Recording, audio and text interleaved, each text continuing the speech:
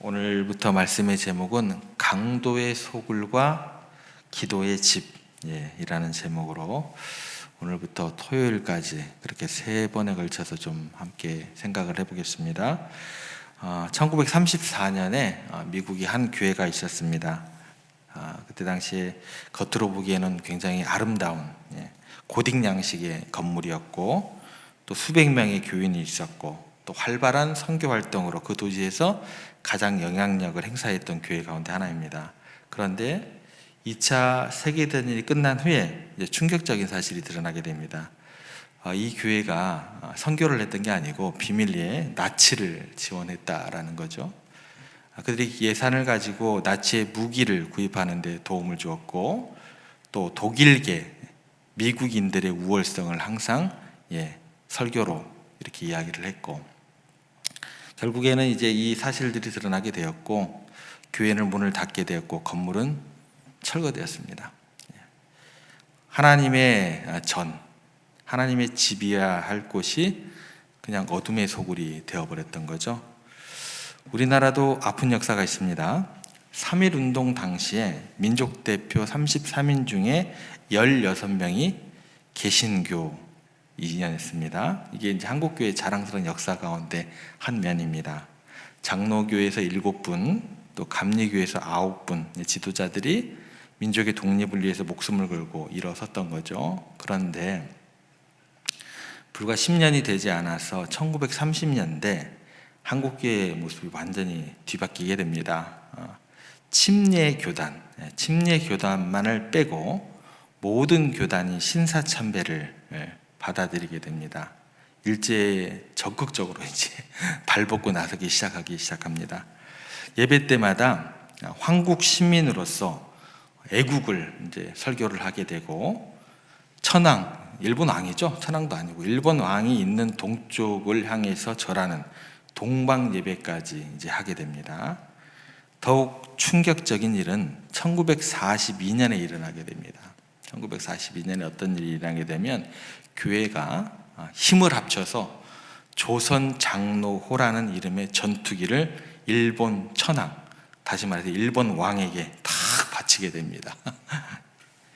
하나님 앞에서 결코 정당화될 수 없는 그런 일들을 하게 됩니다.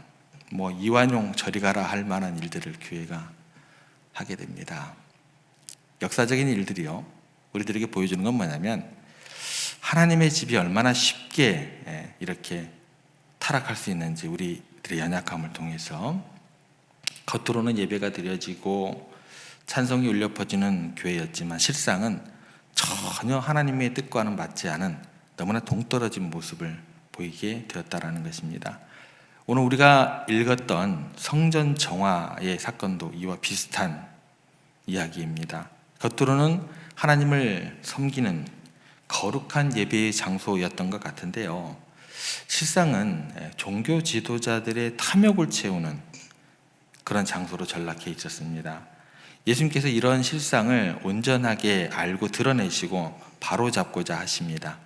그래서 오늘 우리가 주목해야 할 것은 뭐냐면, 기도의 집과 강도의 소굴이라는 이 두 극단적인 표현입니다. 그러니까 하나님의 집이 가질 수 있는 두 가지 상반된 모습을 이 예수님의 말씀 가운데 나타내신다라는 거죠.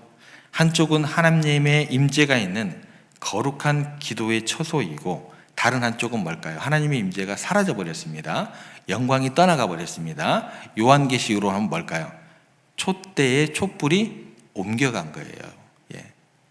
여러 가지 단어로 이제 성경에서 표현을 하게 되는데, 한쪽은 하나님의 임재가 있는 거룩한 기도의 처소가 되었고, 다른 한쪽은 인간의 탐욕만이 가득한 강도의 소굴, 이제 죄악의 소굴이 되었다라는 거예요.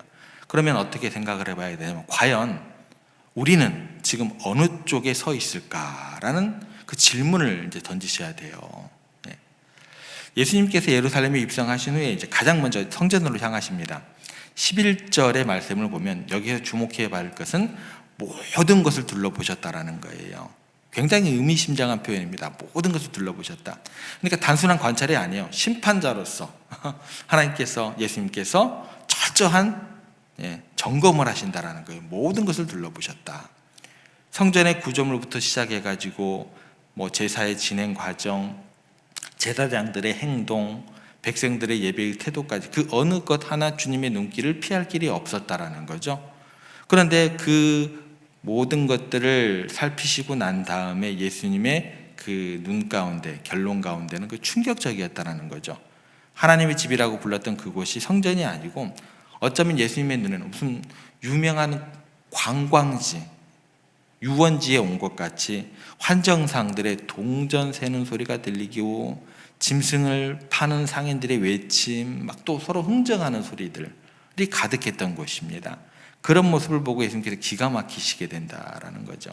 이렇게 둘러보시고 난 다음에 그 다음 하시는 게 무화과 나무를 저주하시는 그런 모습으로 연결이 됩니다. 그리고 무화과 나무를 저주하심으로써 상징적인 경고를 주셨고, 이어서 다시 성전으로 들어가셔서 직접 만민이 기도하는 집, 또 그것을 정화하는 그런 행동으로 옮기시게 됩니다. 도대체 성전 안에서 무슨 장사꾼이 있었을까? 무슨 돈 바꾸는 일이 있었을까라고 우리가 이렇게 생각을 하시겠지만, 당시 성전의 부패는요 굉장히 조직적이고 체계적이었습니다. 시스템이 아주 굉장히 잘 갖춰져 있었어요.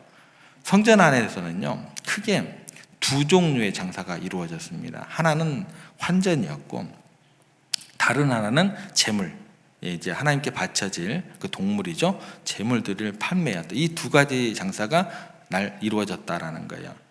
각 나라에서 이제 각처에서 유월절을 지내러 예루살렘으로 다 와야 되잖아요. 예루살렘으로 찾은 순례자들은 가지고 왔던 돈이 뭐냐면 로마 돈이나 그리스 돈을 가지고 옵니다. 그렇게 가지고 왔는데 그 두 가지 동전에 새겨진 초상이 이교도의 초상이겠죠. 그러니까 이 돈은요 어떻게 접근을 하게 되냐면 세상에 속되고 더러운 돈이어서 어떻게 하나님께 바치겠냐 해서 부정하다라는 이유로 성전의 헌금으로 받지를 않았습니다. 그러니까 어떻게 돼요? 순례자들이 어쩔 수 없이 화폐를 바꿔야 했고, 이 과정에서 터무니없는 환전 수수료가 이제 지불이 되는 거예요. 그리고 이 환전상들과 제사장들을 갖고 굉장히 긴밀해요. 어쩜 그렇게 친해졌는가 모르겠어요. 그런 관계를 맺고 있었어요. 그래서 이 환전하는 사람들하고 제사장들하고 이권을 서로 나눠 가지게 됩니다. 결탁을 해가지고, 결탁한 곳에 뭐가 있어요? 엄청난 폭리가 취해지게 돼요. 예. 또 하나, 그뿐만 아니죠.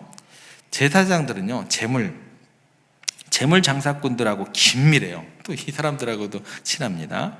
그래서 원래 제사라는 게 자기 집에서 기른 것 중에서 가장 귀한 것, 또 첫 태생이라든지 또는 흠 없는 것을 골라서 하나님께 정성껏 바쳐야 되는데, 이 동물들을 데리고 먼 여행길에 끌고 오는 게 굉장히 불편하잖아요. 그래서 그 순례자들의 편의를 위해서 성전에서 그것들을 구매할 수 있도록 장사를 하도록 허락을 한 거예요. 그런데 제사장들하고 장사꾼들하고 또 훅덕훅덕 한 거예요.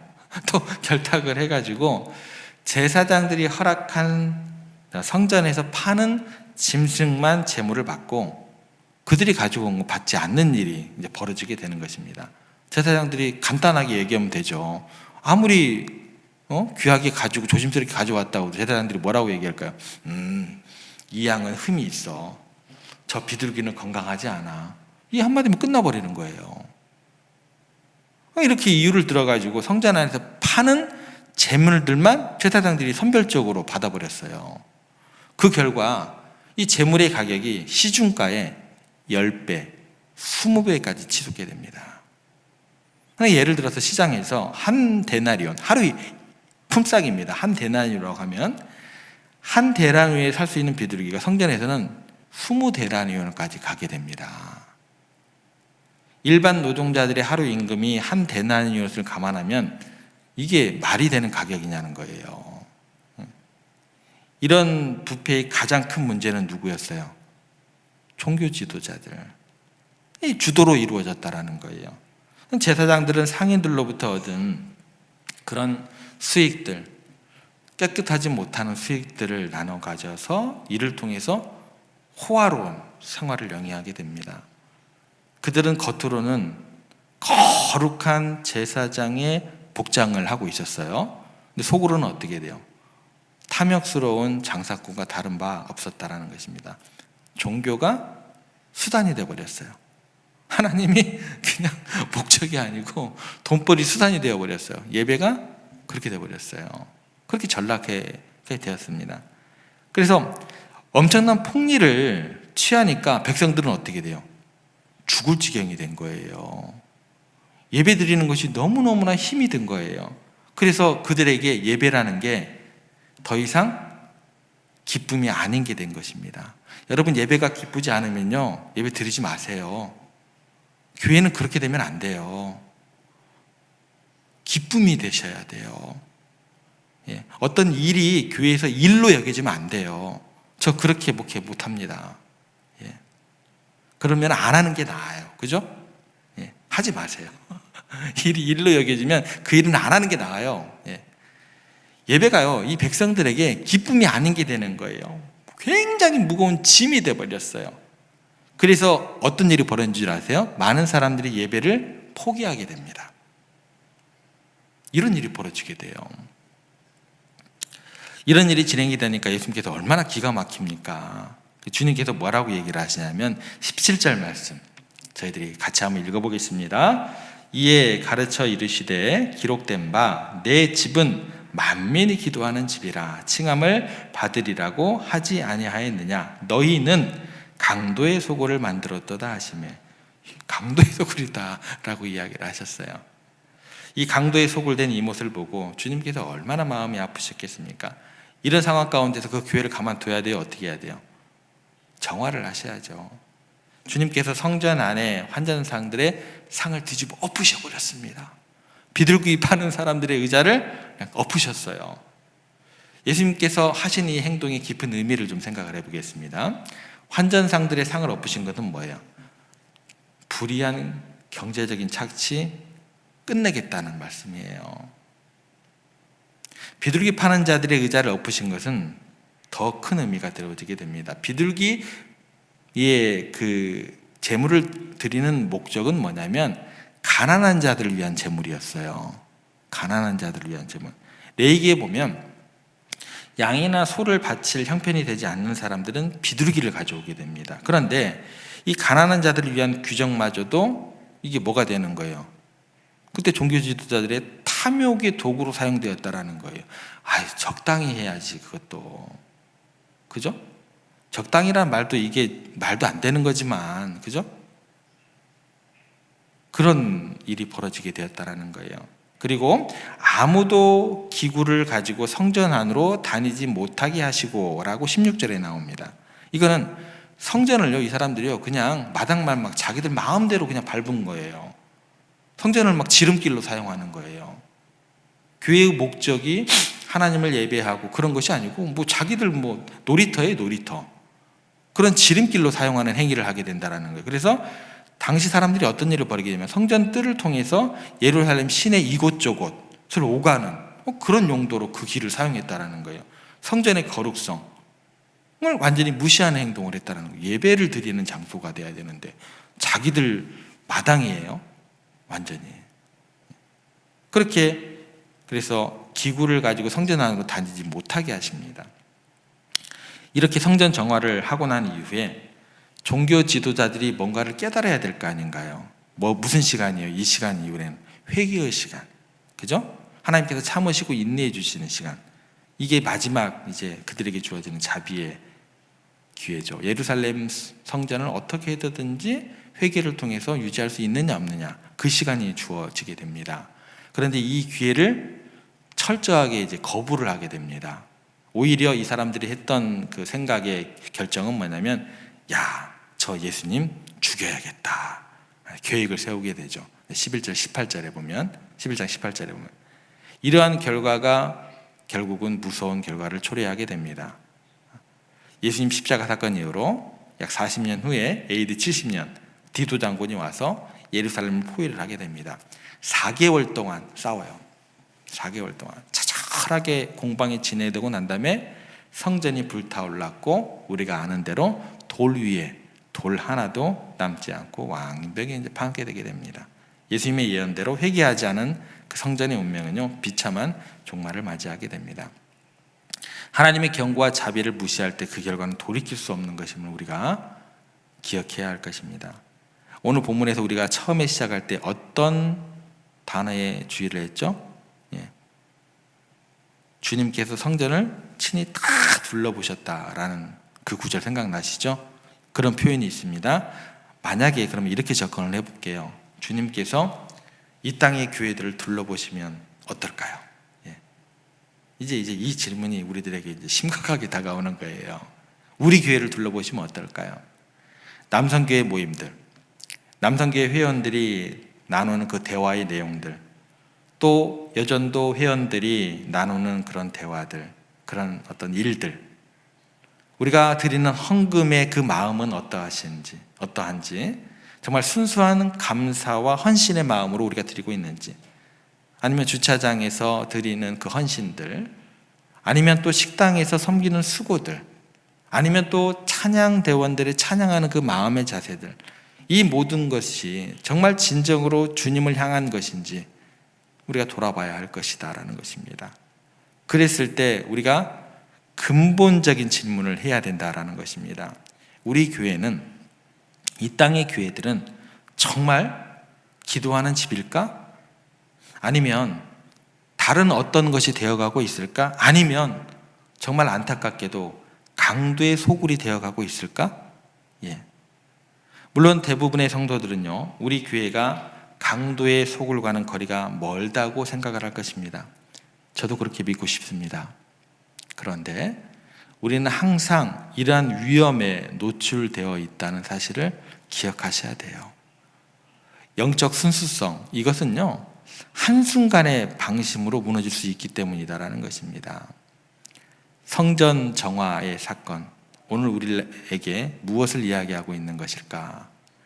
단순한 역사적 사건이 아니고 현재 우리 신앙생활을 돌아보게 하는 거울이 되어야 할 것입니다. 오늘 말씀을 통해서 교회의 본질이 무엇인지 다시 한번 깨닫고 회복하고 순수한 예배의 자리로 우리가 돌아가야 할 것입니다.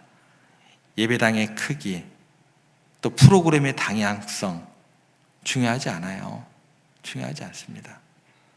그곳이 진정으로 기도하는 집이 되어가고 있는가? 이게 가장 중요할 것입니다. 우리 모두가 이 본질을 붙잡고 끊임없이 우리 자신을 돌아보면서 그렇게 하나님 안에서 순수한 믿음을 지켜나가는 귀한 세종의 모든 가족들 되시기를 주님의 이름으로 부탁드립니다.